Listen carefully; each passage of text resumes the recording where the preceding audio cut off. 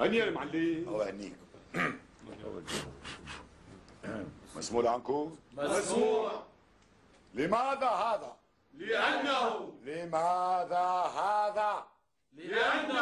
لأنه ماذا؟ ما بنعرف. لأنه لا حياة للسجين بدون حرية، ولا حرية بدون ديمقراطية، ولا ديمقراطية بدون السجن، فالسجن قبل الديمقراطية، كما شباط قبل آذار، وكما أبجد قبل هوز، وحطي قبل كلم.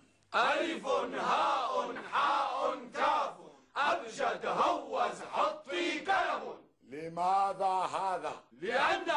لأنه ماذا؟ ما بنعرف. لأنه يجب أن نحل مشاكلنا بمشاكلنا، ونحل نفسنا بنفسنا. لماذا يتدخل الغريب بيناتنا؟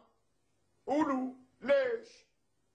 لماذا يشحطوننا إلى مدير السجن كلما دق الكوز بالجرة؟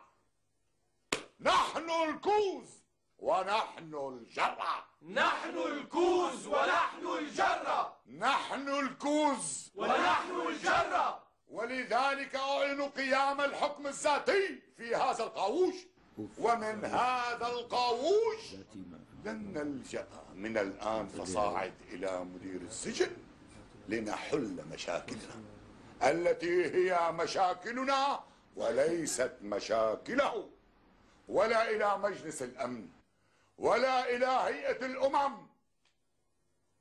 ومثل ما قالوا: لا يحك ظفرنا إلا جلدنا.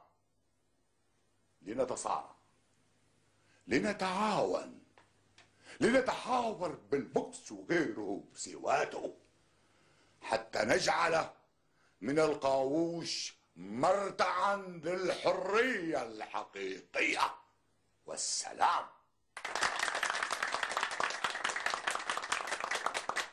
وللحرية الحمراء باب بكل يد مدرجة يدق. بكل يد مدرجة يدق. بكل يد مدرجة يدق. يدق. بكل يد مدرجة. بكفي. معلم، وشلون بدنا نعمل لهذا الحكم الذاتي؟ أول أواتيل الحكم الذاتي إنه ننتخب زعيم للقاووش، لذلك بدنا نحدد موعد الانتخابات. الشغلة ما بدها انتخابات، من يوم وعينا على القاووش بنعرف انه انت المعلم هون. أخذت هالشغلة صلبطة، هلا بدنا نعملها شرعية، وخلي الزملاء ينتخبوا يلي بدهم اياه. يا عيني عليك شو ديمقراطي. لك أنا ديمقراط واحد فيكم. ألف هاء حاء كاف أبجد هوز حطي كلم.